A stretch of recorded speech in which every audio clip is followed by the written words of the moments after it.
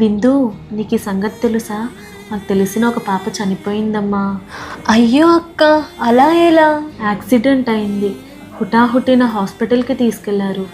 Operation చేస్తే కానీ బ్రతకదన్నారు. Doctor గారికి ఏదో అర్జెంట్గా పని ఉందని త్వరగా ఆపరేషన్ చేశాడంట. ఫలితం ఆపరేషన్ ఫెయిల్ అయింది. పాప చనిపోయింది. అయ్యో, ఆ పాప ప్రమాదంలో చనిపోలేదక్క, డాక్టర్ నిర్లక్ష్యం వల్ల చనిపోయింది.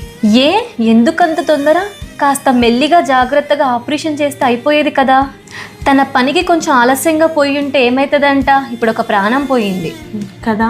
వైద్యుని వైద్యము కేవలం ప్రాణాన్నే రక్షిస్తుంది, కానీ సేవకుని వాక్యము ఆత్మని కూడా రక్షిస్తుంది. ప్రాణాన్ని కాపాడే వైద్యుడు కాస్త ఎక్కువ టైం అయినందుకు బాధపడుతున్నారు మీరు. ఆత్మలను రక్షణలోకి నడిపించే సేవకుడు టైం ఎక్కువ తీసుకుంటే ఎందుకు కోపడుతున్నారు మీరు? ఎక్కువసేపు వాక్యం చెప్పినంత మాత్రాన సేవకుడికి బహుమానాలు ఏమివ్వరు కదా. మన కోసం పరితపించే సేవకులకి లోబడదామమ్మా. నిజమే అక్క, ఐఎమ్ సారీ.